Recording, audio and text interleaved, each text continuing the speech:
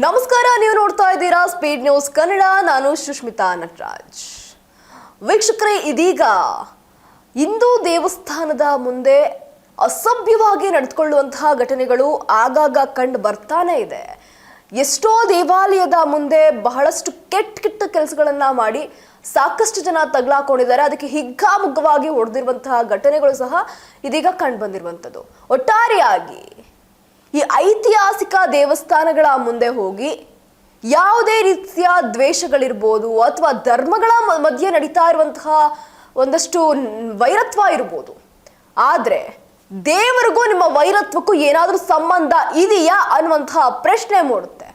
ಯಾಕೆ ಅಂತ ಅಂದ್ರೆ ಇಲ್ಲಿ ಧರ್ಮವನ್ನ ಮಾಡ್ಕೊಳ್ಳಿ ಅಂತ ಬಂದು ಯಾವುದೇ ದೇವರು ಹೇಳಿಲ್ಲ. ಧರ್ಮ ಅಂತ ಬಂದಾಗ ಪ್ರತಿಯೊಬ್ಬರಿಗೂ ಸಹ ಇರೋದು ಗಂಡು ಹೆಣ್ಣು ಅನ್ನುವಂಥದ್ದು. ಆದರೆ ಇಲ್ಲಿ ನಾನಾ ರೀತಿಯ ಧರ್ಮಗಳಿದ್ದಾವೆ. ಆ ಧರ್ಮಗಳ ಮಧ್ಯೆ ವೈರತ್ವ ಬೇರೆ. ವೈರತ್ವದಿಂದ ಇದೀಗ ದೇವರ ಸನ್ನಿಧಿಯಲ್ಲಿ ಎಷ್ಟು ಕಚ್ಚಡ ಕೆಲಸಗಳನ್ನ ಮಾಡ್ತಾ ಇದ್ದೀರಾ ಅಂತ ಅಂದ್ರೆ, ಯಾವ ದೇವಸ್ಥಾನದ ಮುಂದೆ ಹೋಗಿ ವಿಸರ್ಜನೆಯನ್ನ ಮಾಡ್ತಾ ಇದ್ದೀರಾ? ನೀವು ಮುಸ್ಲಿಂ ಆಗಿರ್ಲಿ, ಇನ್ನೊಬ್ರಾಗಿರ್ಲಿ, ಯಾವ ಹಿಂದೂ ಬಂದು ನಿಮ್ಮ ದೇವಸ್ಥಾನದ ಮುಂದೆ ಕೆಟ್ಟದಾಗಿ ಅಸಭ್ಯವಾಗಿ ನಡ್ಕೊಂಡಿದ್ದಾರೆ? ಎಷ್ಟು ನೀಚತನದ ಕೆಲಸವನ್ನ ನಡೀತಾ ಇದೆ ಅಂತ ನೋಡೋದಾದ್ರೆ, ಪ್ರಮುಖವಾಗಿ ಈ ಐತಿಹಾಸಿಕ ಆಂಜನೇಯ ಸ್ವಾಮಿ ದೇವಾಲಯದ ಮುಂದೆ ಇದೀಗ ಮುಸ್ಲಿಂ ಯುವಕ ಹೋಗಿ ಮೂತ್ರ ವಿಸರ್ಜನೆಯನ್ನ ಮಾಡಿರುವಂಥದ್ದು. ಈ ಹಿಂದೆನೂ ಸಹ ಇಂಥದೇ ಒಂದು ಘಟನೆ ನಡೆದಿತ್ತು.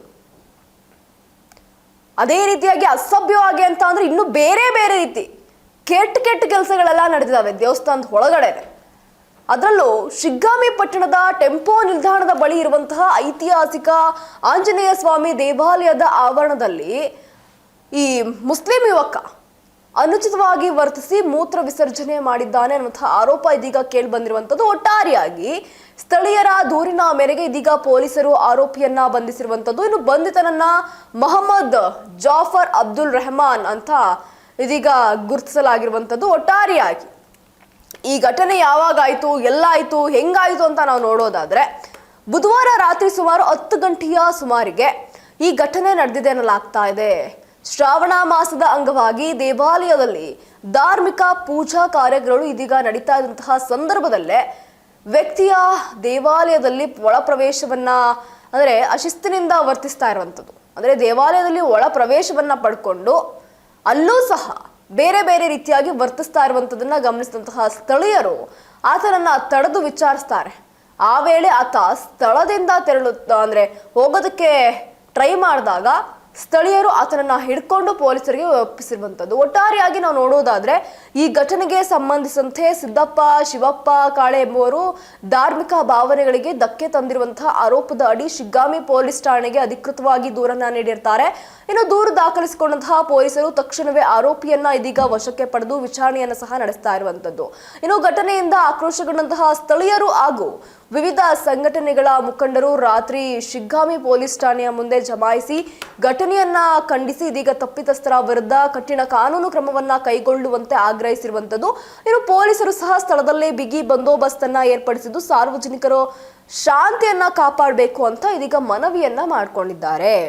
ಒಟ್ಟಾರೆಯಾಗಿ ಯಾವುದೇ ಮನವಿ ಆಗ್ಲಿ, ಏನೇ ಒಂದಾಗ್ಲಿ, ಒಂದು ಗಣೇಶ ಹಬ್ಬ ಬರೋ ಹಾಗಿಲ್ಲ, ಅಥವಾ ಮುಸ್ಲಿಂ ಅವ್ರದ್ದು ಮೊಹರಮ್ ಯಾವುದೇ ಬರೋ ಹಾಗಿಲ್ಲ, ಏನೋ ಒಂದು ಆಗ್ತಾ ಇರುತ್ತೆ.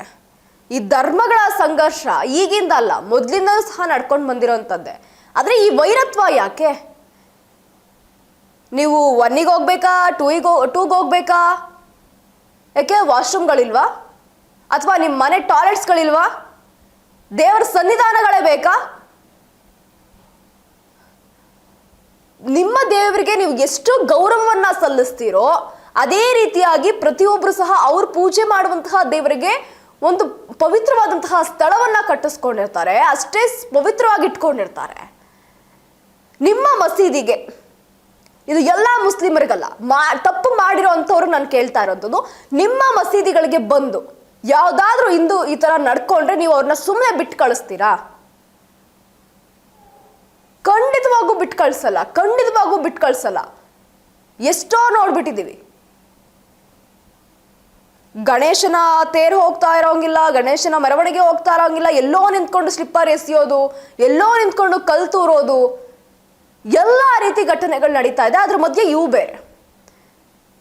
ನಿಮ್ಮ ದಿನನಿತ್ಯದ ಕಾರ್ಯಗಳನ್ನ ಮಾಡೋದಕ್ಕೆ ನಿಮಗೆ ಆದಂತಹ ಒಂದು ಪ್ರತ್ಯೇಕ ಸ್ಥಳಗಳಿರ್ತವೆ. ಅದು ಇಲ್ಲ ಅಂದ್ರೆ ಪಬ್ಲಿಕ್ ಟಾಯ್ಲೆಟ್ಸ್ಗಳು ಇರ್ತವೆ, ಅಲ್ಲಿ ಉಪಯೋಗಿಸ್ಬೋದು. ದೇವಸ್ಥಾನ ಪಬ್ಲಿಕ್ ಟಾಯ್ಲೆಟ್ ಅಲ್ಲ ಸ್ವಾಮಿ, ಅದೊಂದು ಪವಿತ್ರವಾದಂತಹ ಸ್ಥಳ. ಅದನ್ನ ಎಲ್ಲರೂ ಸಹ ಕೈ ಮುಗಿದು ಬೇಡ್ಕೊಳಕ್ ಬಂತ ಬರುವಂತಹ ಸ್ಥಳ. ಅದರದೇ ಆದಂತಹ ಒಂದು ಪವಿತ್ರತೆಯನ್ನ ಒಳಗೊಂಡಿರುವಂತಹ ಸ್ಥಳದಲ್ಲಿ ನಿಮ್ಮ ಅಸಭ್ಯ ವರ್ತನೆಗಳು ಖಂಡಿತವಾಗೂ ಸೂಕ್ತವಲ್ಲ. ಇದು ಪ್ರತಿಯೊಬ್ಬ ಮುಸ್ಲಿಮರಿಗೆ ಕೇಳ್ಕೊಳ್ಳುವಂತಹ ಒಂದು ಮನವಿ ಅಂತ ಅನ್ಕೊಳ್ಳಿ. ಯಾವುದೇ ವೈರತ್ವ ಆಗಿರ್ಲಿ, ಯಾವುದೇ ಸಂಘರ್ಷಗಳಾಗಿರ್ಲಿ, ಯಾವುದೇ ಮಾತುಕತೆಗಳಾಗಿರ್ಲಿ, ಅದು ನಿಮ್ಮ ಮಧ್ಯೆ ಇರಬೇಕು. ಮನುಷ್ಯನ ವಿರುದ್ಧ ಇರಲಿ, ಅದು ನಿಮ್ಮ ಮಾತುಕತೆ ಅಥವಾ ನಿಮ್ಮ ವಿವೇಚನೆಗೆ ಬಿಟ್ಟಂತಹದ್ದು. ಆದರೆ ದೇವರು ಅಥವಾ ದೇವಸ್ಥಾನ ಅಂತ ಬಂದಾಗ ದಯವಿಟ್ಟು ಸ್ವಲ್ಪ ನಿಮ್ಮ ಮಿತಿಯಲ್ಲಿ ಇರುವಂಥದ್ದನ್ನ ಕಲ್ತ್ಕೋಬೇಕಾಗತ್ತೆ.